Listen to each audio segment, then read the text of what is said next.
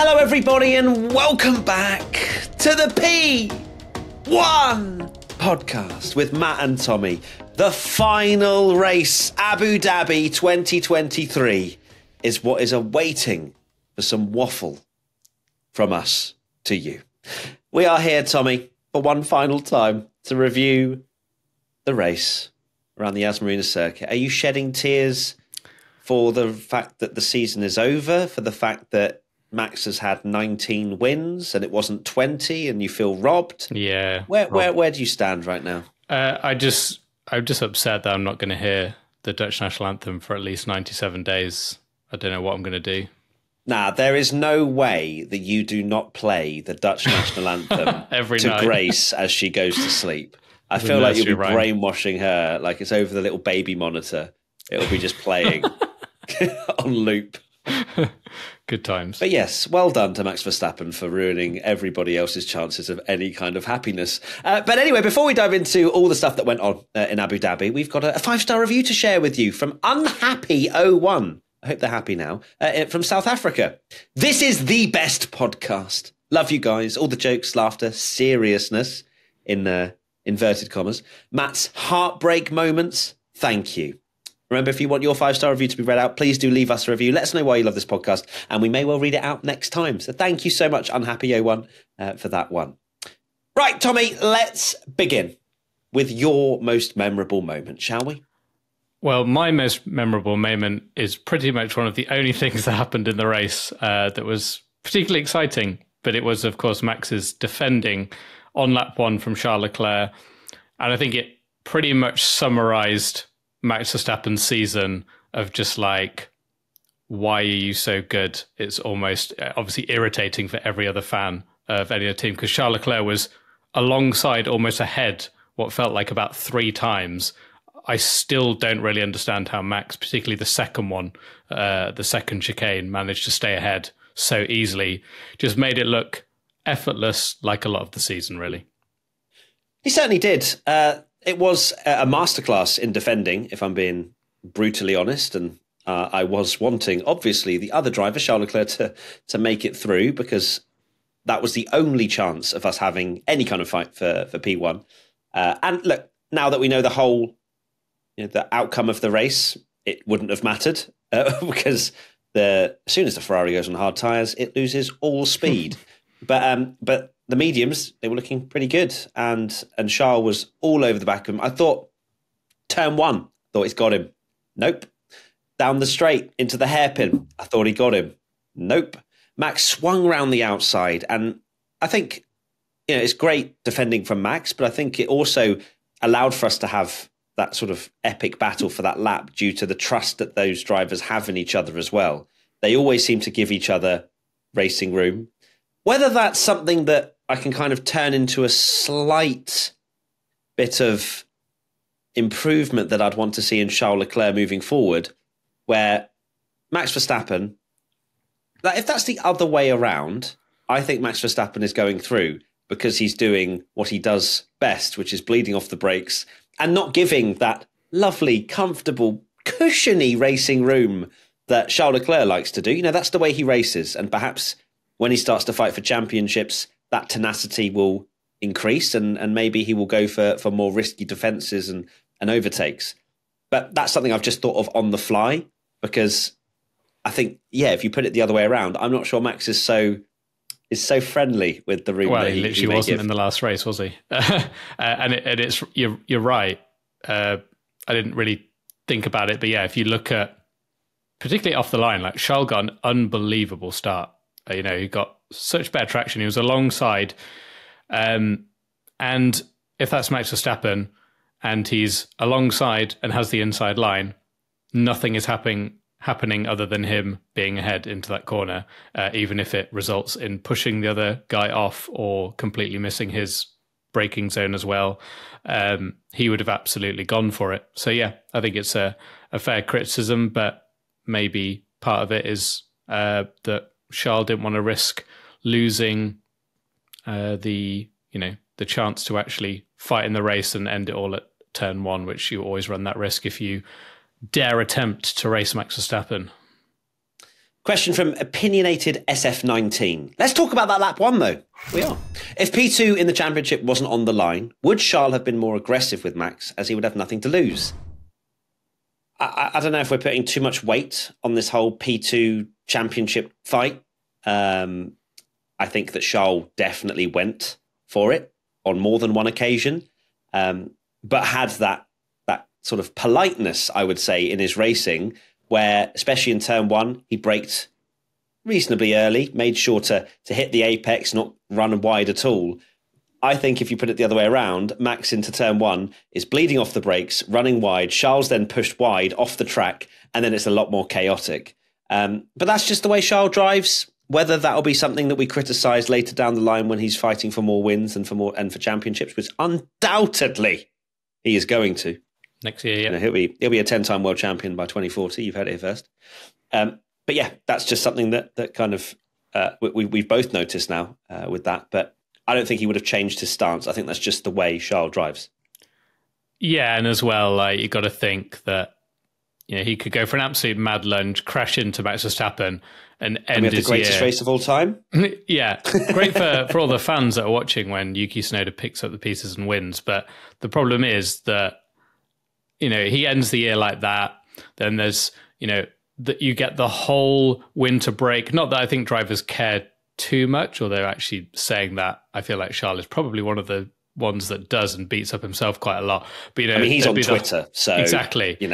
The whole narrative of like, oh, Charles crashes all the time. Like that would linger into the whole season because of that last race. We know what fans are like after one race. You're only as good as your last race with a lot of fans in F1.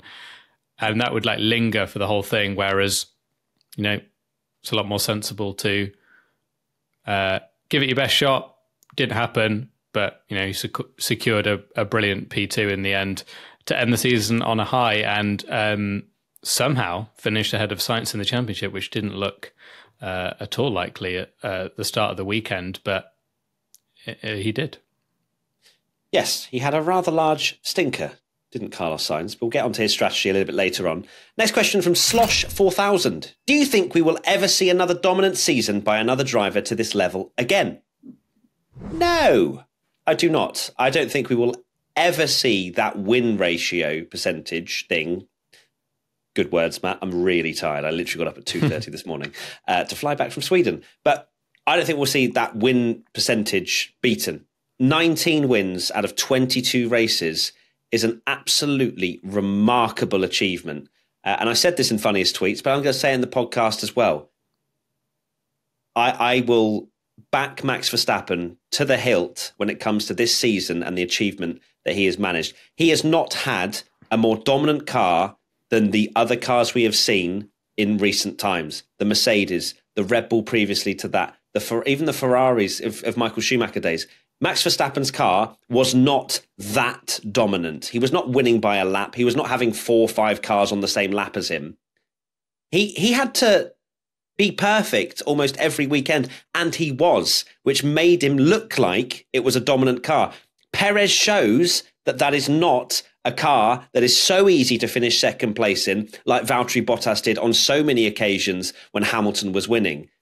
Verstappen did something unbelievable this year. A lot of people are blinded by hate if they're Team LH and the whole 2021 saga, and you have their own reasons as to why they want to diminish his accomplishments. But from my side, a much more neutral side, even though I had Charles Leclerc battling him last year, I could have some serious negative sentiments as well, but I don't, because you have to be able to appreciate what we've just seen. Yet the competitiveness was not there. As a fan, I want to see racing. I want to see championships going down to the wire. That did not happen. When you take a step back from that, you look at 2023 and you go, Max has achieved something that I don't think we will see in our lifetimes from here.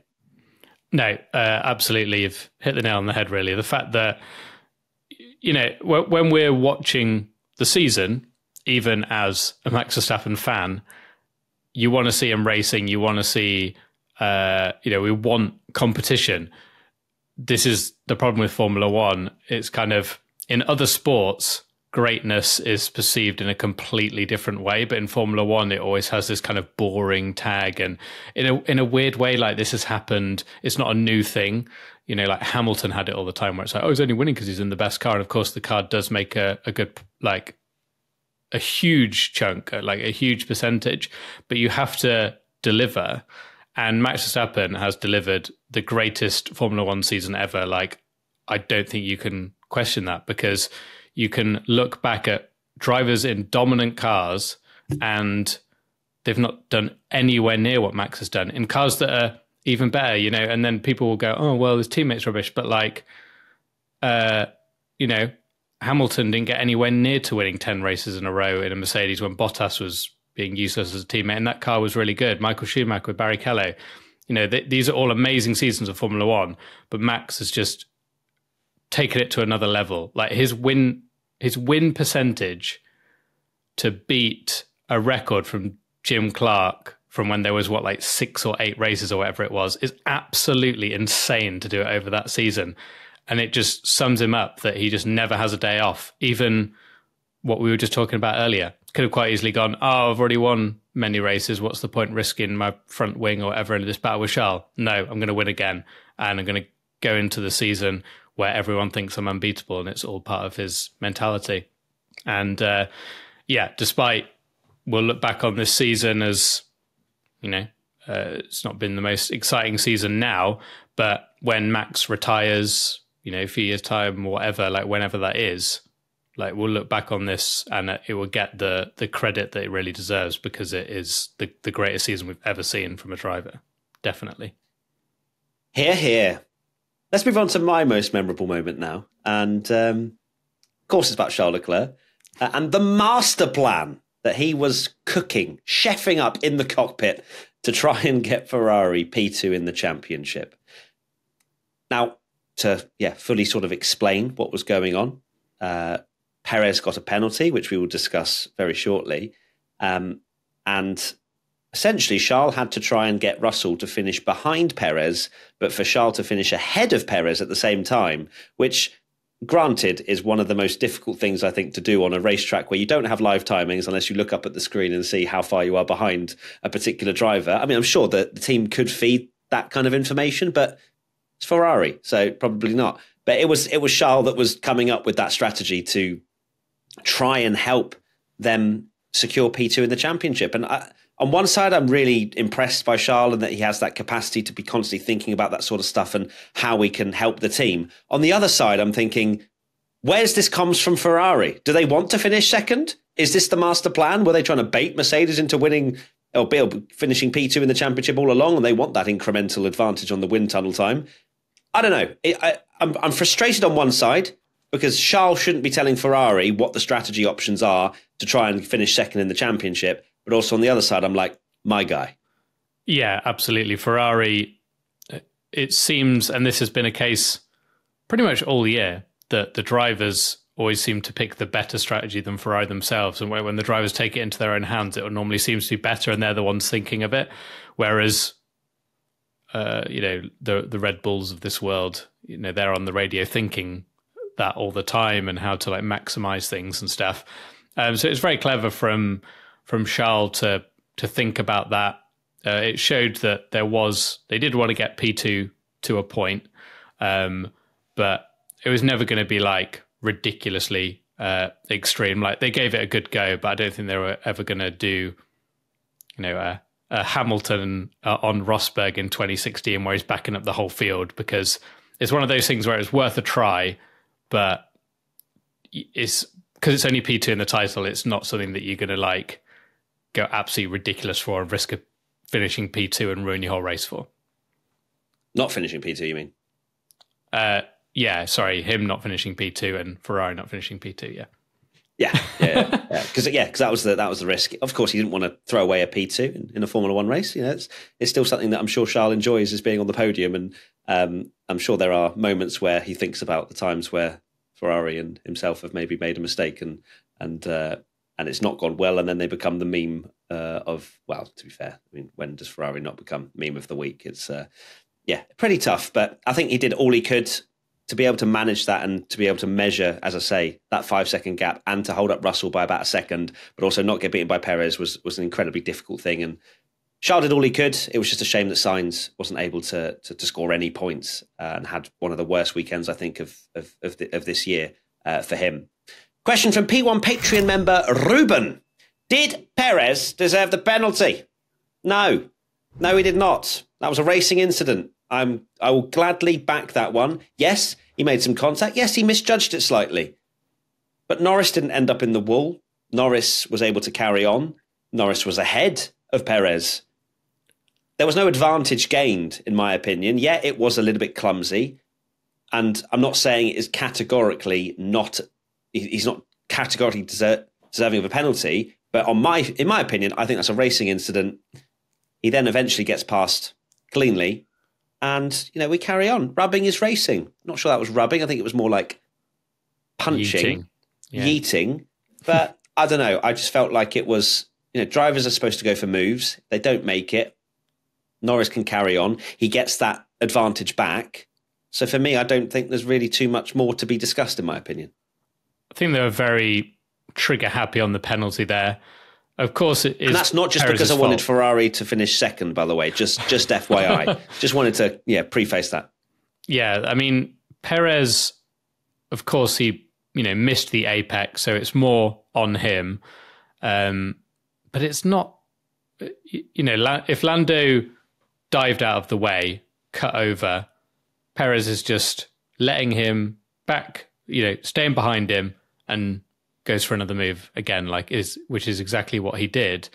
But he gets a penalty. So then do you get in the dangerous situation where the driver can just turn in that? I'm not saying it's Lando's fault for any second just to cover that off, but do you know what I mean? You could give another person a penalty by taking two to tango, and just Lando could have just bailed out, stayed ahead.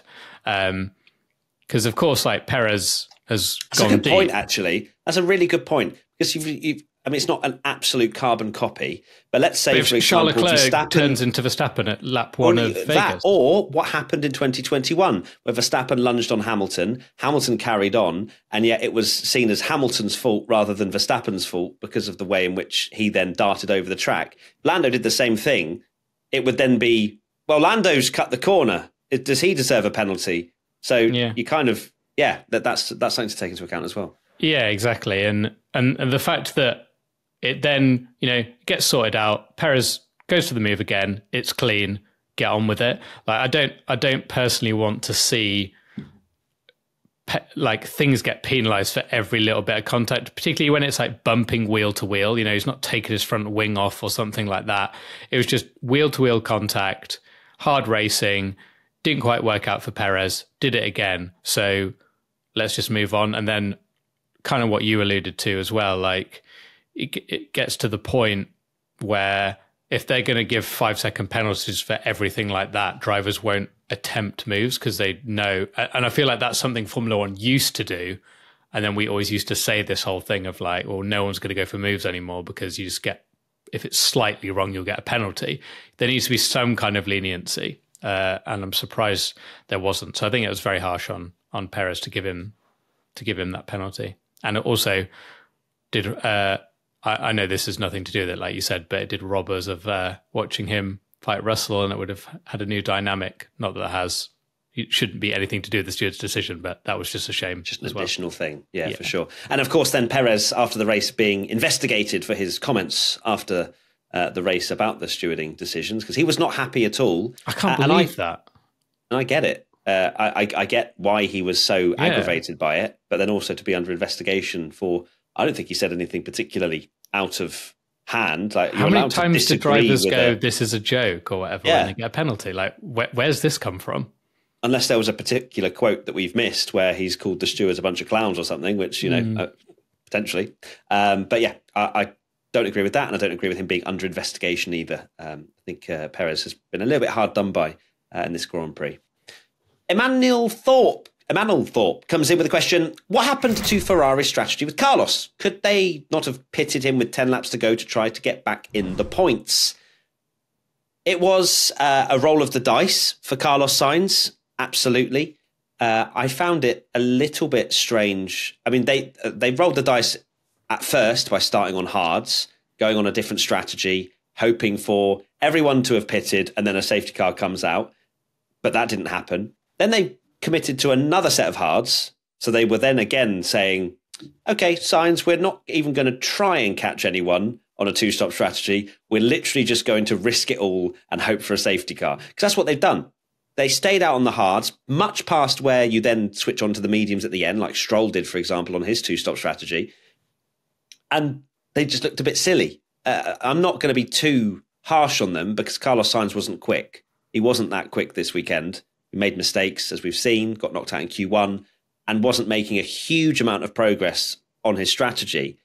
But that being said, Ferrari kind of set him up for failure with that second stop and how they then decided, okay, right, well, we're not even going to go on the mediums. We're literally just going to wait for something.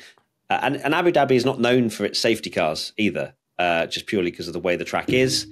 I think someone tweeted that was in Funniest Tweets that said it's happened 8 times in the last 15 years. So it's not a massive, frequent thing to happen. So yeah, a shame, but I think that's more sort of Carlos's doing and the position that he was in, as opposed to Ferrari completely screwing his race, because I don't think that was the case either. Yeah, I can't believe that they gambled on a safety car at Abu Dhabi of all places that's not known for him, like you say. I'm surprised they didn't pit him, and just let him go absolutely ham. But it's not the worst strategy in the world. I think for all the memes and the roasting, Ferrari, there maybe is a little bit of truth sometimes to that Ferrari fans like beat up Ferrari a bit more when it's maybe a bit unnecessary. And I don't think this one is like absolutely outrageous. I've seen some people going, they've bottled it with Carlos, Ferrari's, huge mistake to not get P2 in the title. But, Mercedes have had their fair share of blunders this year. Like, I think it's been very close between Ferrari and Mercedes. And I was actually just thinking between the two cars, I think it's very hard to judge what car is actually the deserving winner in that fight, because Ferrari maybe have got the quicker car, but Mercedes have been better in race trim. And I think that's evened it out quite a lot. And that's exactly what we've seen for them to be just a handful of points separated. So, yeah, I don't think you can really blame Ferrari too much. It's quite easy to look back in hindsight because, of course, if it had got a safety car or there's some kind of incident, they'd have looked like the biggest geniuses in the world. They would have. And that's exactly what I said in Funniest Tweets as well, was the fact that they could have looked amazing. Had a little VSC been thrown or something. They were just trying to gain some time. Yeah, literally anything. Yeah, wherever they could. And again, I don't think Sainz was even on course to score points with how his race was sort of going. Perhaps if they'd committed earlier to a hard medium and pitted more optimally, then they may have gotten away with it. But as soon as they went past sort of early lap 40s and were still on the hards, that's when the race was pretty much ruined for Carlos. So yeah, you say handful of points. There was 3 in the end, which is very, very close. A small handful between the two. a grace-sized handful. There you go. Next question comes in from Ticey46. Why has AlphaTauri done a Ferrari today with Yuki? They could have got 6th. Disagree. I disagree. I think Yuki Tsunoda was outperforming that car a lot. He was in the hunt in the medium tyre battle. I think Verstappen was kind of managing his tyres a little bit, which kept the pack reasonably close together. But Yuki was doing a fantastic job. But I'd say in some ways, going on to the hard tyre was where Yuki started to struggle a little bit more in terms of his pace. And that's probably what they thought in AlphaTauri was, let's just go much longer on the mediums. We know that it's working quite well. And then we sort of minimise the pain when we go onto the hard tyres. So for me, I wouldn't say they could have got 6th at all. I think that's judging on a early stint on the medium tyre. And if we look at, say, Ferrari, for example, they're very similar in the way in which they lost a bit of speed when they went onto the white-walled Pirelli tyre as well. So I think Yuki did absolutely everything he could. I think he maximised it. He led the race. Tommy got very excited. And it was a very good day for AlphaTauri. Let's not forget that is a car that's not that quick. And Yuki put it in a place it didn't deserve this weekend. Yeah, he did. And let's be honest, it was a huge long shot for AlphaTauri to get ahead of Williams in the constructors. I think they needed 6, was it, on the road? And I believe, to get enough points. And that was always a big ask, particularly in a race where, if you look at, this is why I don't think it's a huge strategy error from AlphaTauri, because if you look at the drivers that were ahead of him at the start, he was obviously running really high up.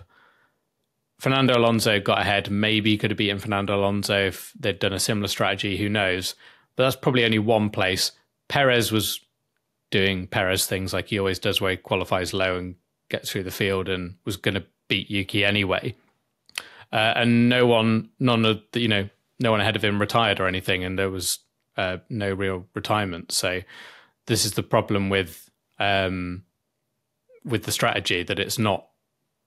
They had to go for broke really to try and displace Williams. Can see why they did a gamble, because of course virtual, like exactly with science, right? If there's a virtual safety car or anything, that P8 P7 finish could turn into like a P4 P5 or something, and it could end up being an absolute worldie of a strategy. So I think it was a risk worth taking, because I don't think they lost out all that much, if at all, really. And it's still 8th. Is an absolutely incredible result when no one's DNF'd. So very impressive. Exactly. No one did. I would have liked to have seen potentially them follow the strategy just in an alternate universe, just to see whether or not that would have actually worked out for them. Because I guess on one side, just covering them off, you then fight on track as opposed to doing the overcut and then relying on a slower car but with fresher tyres to make up that deficit. Similar to Mercedes, I suppose, in America and COTA, where you're going, well, why are they trying the overcut when they're just trying to fight the cars around them and trying to fight Verstappen? And why are you trying to beat them on pace? Because that's sort of what that was. But I guess with it being a one-stop, you're kind of gambling on something going your way. So, no, I still think that AlphaTauri did a very good job, and Yuki did as well. Next thing is biggest winner. Driver or team? Well, I know exactly who you're picking, Tommy. Yeah, I can't really think of anyone that deserves other than Yuki Tsunoda, because he's probably the only one that's really stood out that's a surprise, really. Everyone else has kind of done what they normally do, I guess. I would throw Russell into the mix. I think that was a really strong weekend for him, and he needed that to actually deliver on his promising qualifying pace and to score a podium and to essentially secure Mercedes second in the constructors.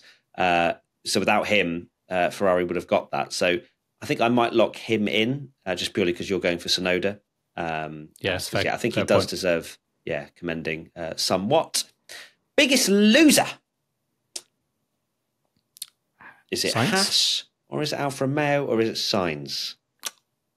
I guess Sainz has had an absolute nightmare. And he's lost Ferrari second in the championship, you'd have to say. So probably Sainz in that case. Just to throw a rogue one out there, I don't think it is him, but just a shout out to Pierre Gasly, who's probably just thinking that he wants to just leave Alpine right now, because how he's finished behind Ocon again after his drive. I think he's going to be absolutely raging, and I can understand what even went wrong with his race, because he was I think he was running around sort of 7th or 8th, wasn't he? And he was looking really good. I think you even said on the watch pit Ocon first, pit Ocon first, then he pit, and then he pit again after 15 laps. And then they messed up his pit stop. He did get hit by Hamilton, which maybe got a bit of damage. Oh, there was a bit of damage there that they said, but he was very surprised. He was running really well. Should have got some points. Yeah, it's tough for Gasly. He did not, unfortunately. No, I'm going to lock in Sainz just because I think ultimately, and it's tough on him because I saw that he's hit a bump in qualifying, and not qualifying, FP2, practice FP3, FP2 was it? FP2, sorry, FP2, yeah. And then just had a bit. I guess it was his fault in the session. Should have recovered from that. But yeah, it's all gone wrong for Carlos this week, and of course he's dropped all the way down to 7th in the titanic battle for 4th. Although that being said, I think you'd take the win and finishing last of that group of 4, wouldn't you? Than not.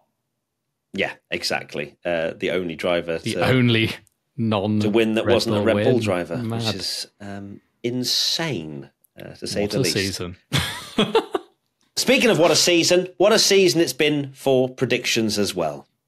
So before we dive into this, Tommy, do you know how many points you're behind? You need to go and find that out. Yes, I have worked it out. And you are on 60 points.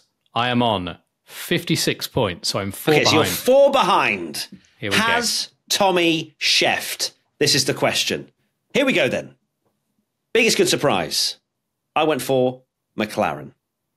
And they didn't deliver to the level of which I thought they might have done at one point in qualifying. So 0 points for me. Tommy! I've gone for Yuki Tsunoda. And that is probably my best prediction of the year, I think. So of the year? Wow. Probably. You finished 8th, mate. Chill out. It's quite rogue, though. And he did. I think you're locking in on the fact that he was leading. And he was the literal biggest good surprise of the race as well, which fair. We obviously don't. We don't do it for don't just do any extra points. Yeah. Sorry, mate. I know, I wish. But you get a point, so that means you have now closed the gap to 3. Okay. Biggest flop. The power. The power within me. Bad. Valtteri Bottas. And he's had one of the worst races I've ever seen. Alfa Romeo went from so quick in practice to Bottas finishing 19th, a lap down, and him and Magnussen fighting to be the worst driver by a country mile this weekend. What they were doing, I don't know. Well, one-stop strategy and then putting him on the mediums for about 29 laps, which is just... I can only assume that in that practice performance, Bottas hadn't seen the podcast yet. And then, went, damn, all right. Right, one stop me, 60 I'm laps going to get points. Damn, Matt P1 Tommy got hands. Yeah, definitely. Oh, dear. Excuse me. So, yeah, Bottas, that is definitely a point, unfortunately. Sorry, Valtteri. We need to work out how many flops I've actually scored this year. Yeah, we need to do a compilation video, don't we? Yeah, absolutely. I went for Lando Norris. Oh, no, it's not. It's not. No. He definitely underachieved, but it's not a flop. It is not a flop at all. Let's go to pole position then. I went for Lando Norris. Possible. It could have happened. Then he made a mistake. You, Tommy? I went for Max Verstappen. Congratulations. Back to the easy point. So back to 3 behind. Okay. Our top 3. In third place, I went for Hamilton. No. I went for George Russell. It's 2 behind. Cooking. The Michael Massey Championship is on. Oh my God, he's cooking. Oh God, I'm panicking now. In second place, I went for Verstappen. No. I went for Sergio Perez. No. And then in first place, I went for Norris. No. I went for Verstappen. It's 1 point behind. 1 into point the crazy behind. Prediction. As we go into the crazy predictions, where down the inside goes Gallagher. No one retires. But they did. He's done it. What a move. Sainz did. Sainz retired. You literally worded it. No. Retired. And Sainz retired. I mean... No, you're fine. No, it's fine. Yeah. I completely forgot about that. So if I get this crazy prediction, classified. No, but you worded it. I even looked, and I was like, "Oh my God, this is amazing!" Ferrari might deny you on the last lap. I was so smug. So I need this one to come in, and I went for Alfa Romeo get a point. And the worst thing is I nearly changed it. I said, what were you going to say? I don't know. I can't even remember. I think I nearly was going to say AlphaTauri got a point, which would have done it. But I was like, no, I'll back it. Biggest flop won't happen this week. Said you'd regret it. You said you'd regret it. I did, because I watched it back and I was like, oh yeah, Bottas. I don't even know why I'm backing it. He's going to finish last and just have an absolute mare, isn't he? And it's exactly what happened. That being said, so I cannot believe we have done 1, 2, 3, 4, 5, 6, like 6 to 10 predictions over a 22 race season and been separated by 1 point. I mean, what a season. Look, if you didn't have a fight for the real championship in the drivers, you had one between Matt and Tommy. I think next year we'll definitely keep you up to date more frequently. Throughout the season, we'll have like a leaderboard or something, something to keep everybody Although we'll never top that. in the loop.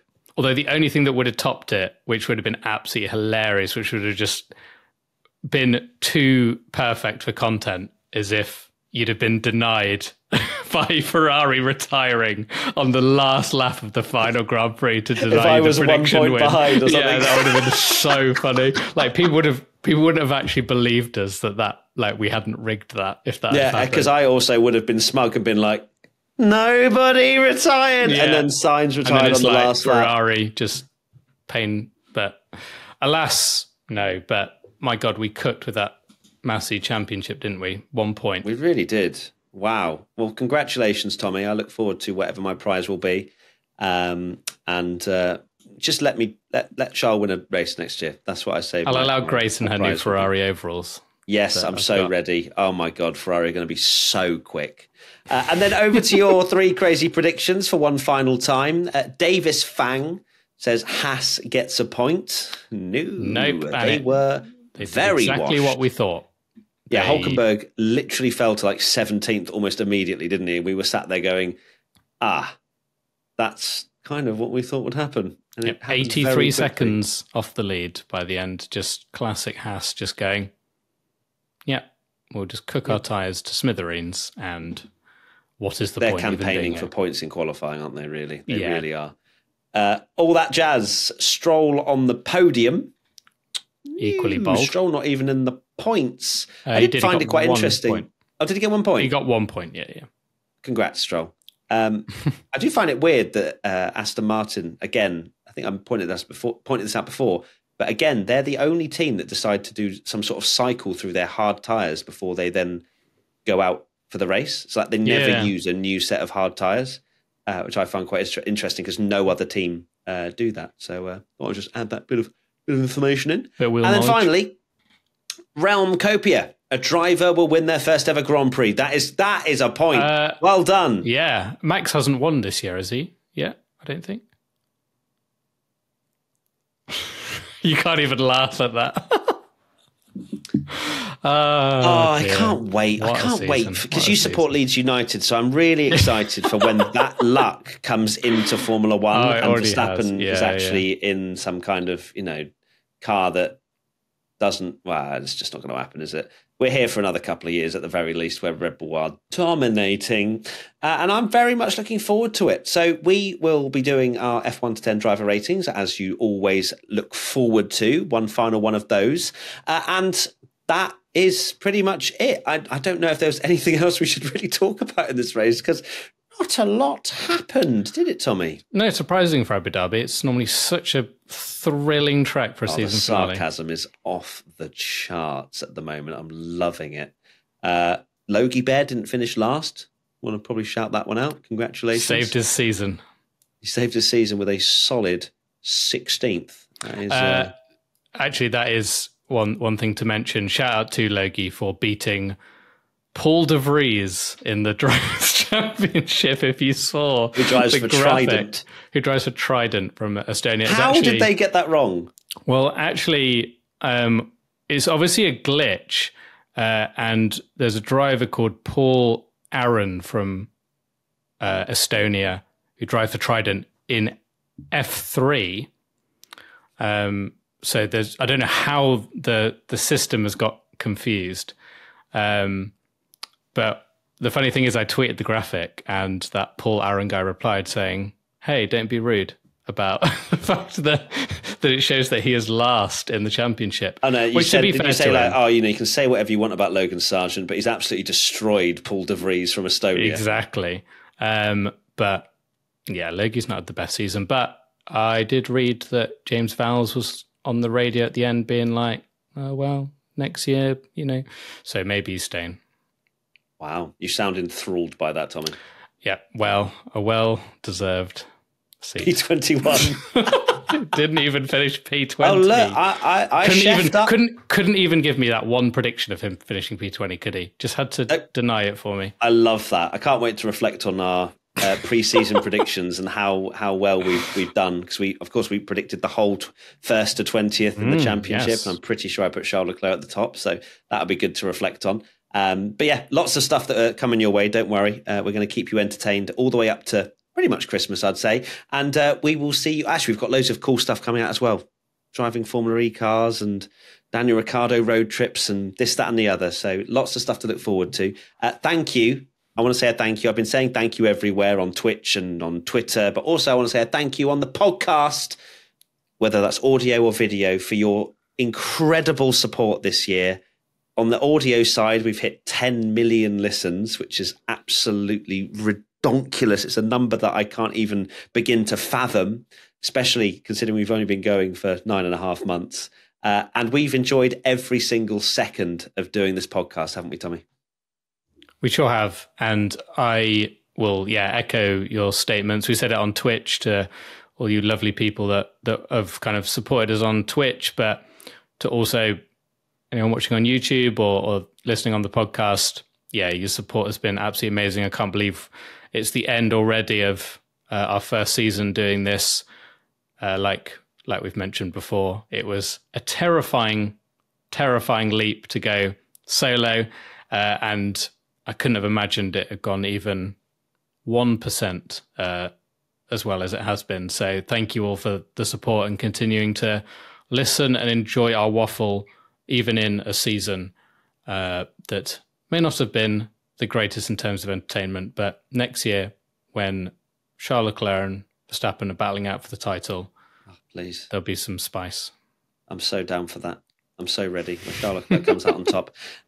So shameless plug, if you have enjoyed this podcast, please do leave a like or leave us a 5-star review if you haven't already, because it really does help us. And that is it. The final race review podcast is done. Lots more to come, as I've already said, and we'll see you very soon in 2024 for the next race review podcast. Wow. 97 where Charles Leclerc wins the Bahrain Grand Prix. What did you say? 97 days till we hear the Dutch anthem again. Yay! Bye, everyone. Thank you. Lots of love. Bye. Tiredness. Goodbye. Bye.